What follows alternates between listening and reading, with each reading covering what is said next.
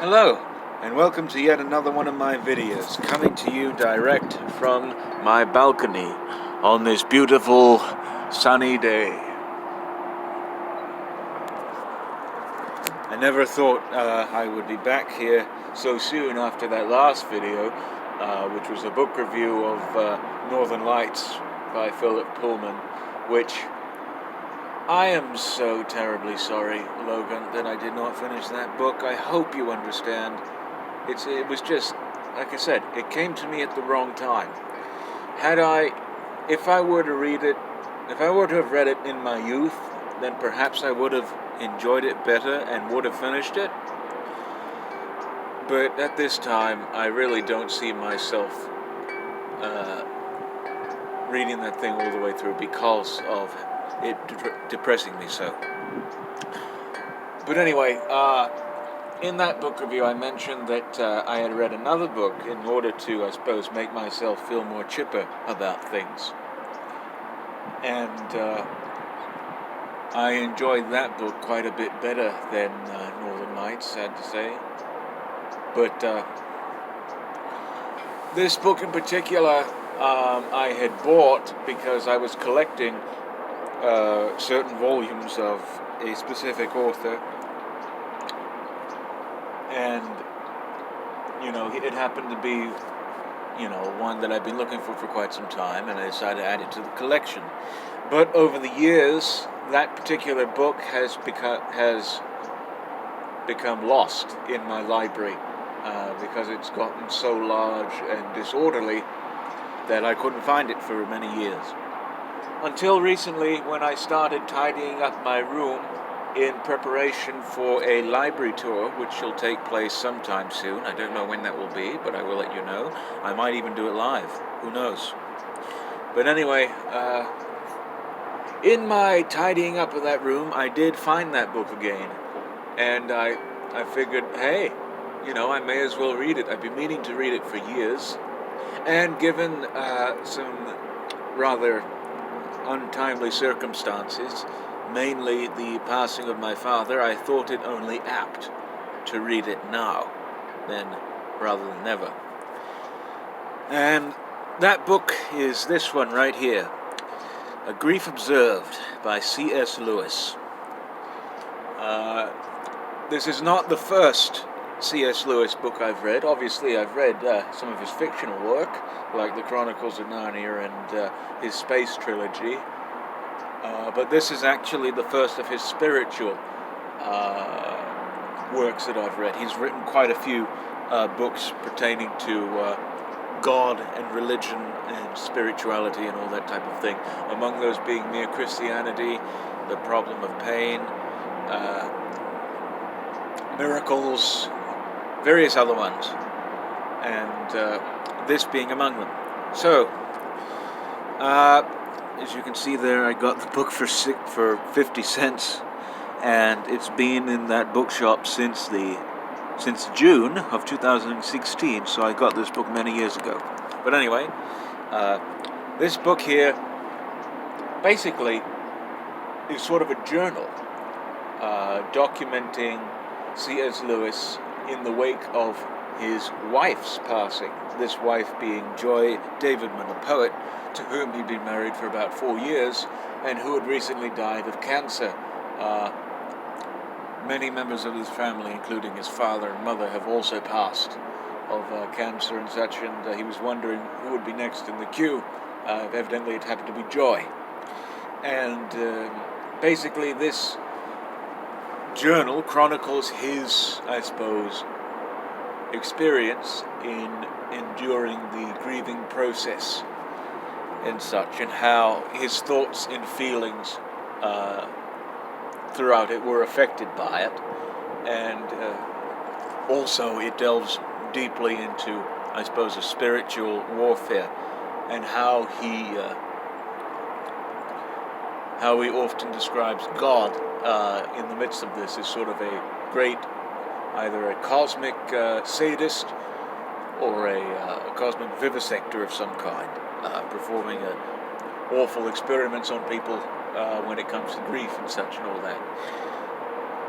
And this book, as I said, it charts all of his thoughts and emotions and philosophical ruminations on certain matters, whilst souse with the grief of the recent passing of his wife.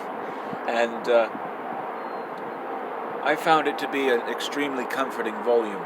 There are things in this book that are written in such a way that you read them once and then you're just astonished by it, and you have to read it about 3 or 4 more times, and they just hit right there in the heart, and they're so true to you, I suppose. And there are all sorts of emotions and feelings that you yourself have always felt the need to vocalize, or that you've never mustered up the courage to want to vocalize it, or never even thought about it. But it's all laid bare here in rather coruscating detail. For instance, there was this one passage in here where C.S. Lewis is talking about how,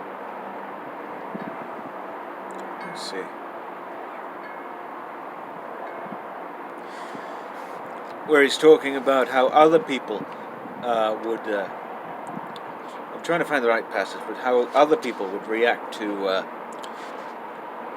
just trying to talk to him about the whole matter and such, and I guess find consolation in the thing. This is a rather brilliant passage here, if I can find it. An odd byproduct of my loss is that I am aware of being an embarrassment to everyone I meet. At work, at the club, in the street, I see people, as they approach me, trying to make up their minds whether they'll say something about it or not. I hate if they do, and if they don't. Some funk it altogether. Has been avoiding me for a week. I like best the well-brought-up young men, almost boys, who walk up to me as if I were a dentist, turn very red, get it over, and then edge away to the bar as quickly as they decently can. Perhaps the bereaved ought to be isolated in special settlements, like lepers. And it's really true, because when you have lost somebody, people that you happen to know really don't know how to act or how to talk to you and such, and you really don't know how to receive and such, and you feel isolated in a sense with their reply. And I felt that quite a bit when I did lose my father. And there are other passages in here that really spoke to me, if I can find them.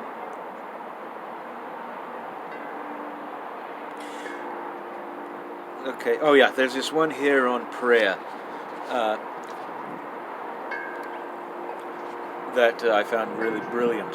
What chokes every prayer and every hope is the memory of all the prayers, H and I, offered, and all the false hopes we had.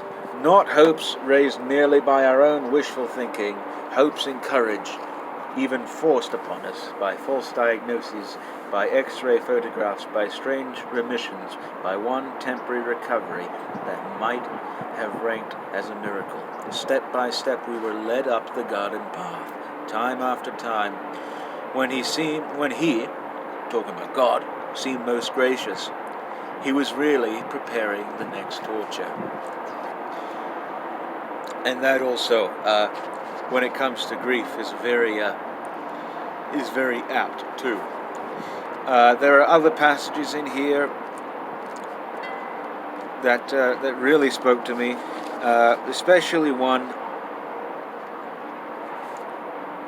that where he describes, she comes to him, his wife, I suppose, comes to him in the night as they sort of chuckle in the dark, and that in itself really is quite true. I mean, it can come upon you at any moment, and it can be very comforting, but also very haunting too. But perhaps the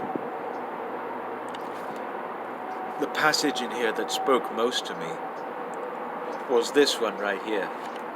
And I'll go ahead and read it to you. But I've no business to judge them, all guesswork. I'd better keep my breath to cool my own porridge. For me, at any rate, the program is plain. I will turn to her as often as possible in gladness. I will even salute her with a laugh. The less I mourn her, the nearer I seem to her. And that is exactly how I carry on without Father. I tend to, not grieve as much for his passing and such.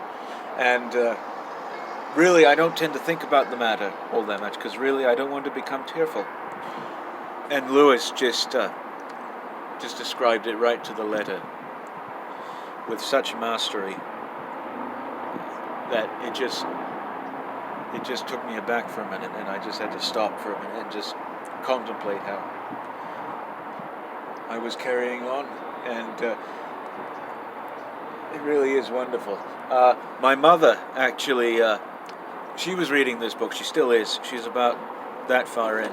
And she found this to be a very comforting volume as well. She saw that, going through this whole grieving process, she seemed to be rather alone in this thing.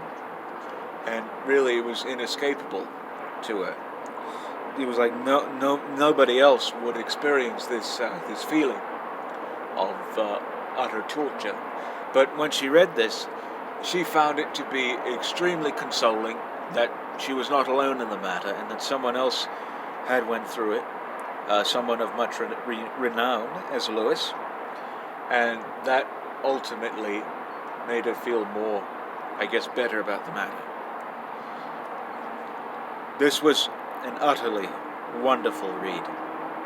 I read this in about a couple of hours, and I highly recommend it to anyone who's either grieving for a family member or really just wants to know what the whole grieving process is like, because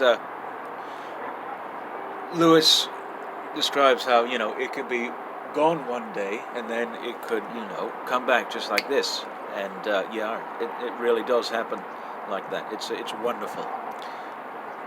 It really is. I highly recommend it to anyone and everyone. In fact, I might get my aunt to read it, who I'll talk about this in another video, but she lost her husband and such, and that's affected all my cousins throughout their lives, to where really they become rather nihilistic and such, and are not particularly in the best mindset, but I believe that this book will help them escape from that. Anyway, that was that book review. I hope you enjoyed it, and I hope you all have a good morning, afternoon, evening, depending on whenever you see this, and we'll see you soon.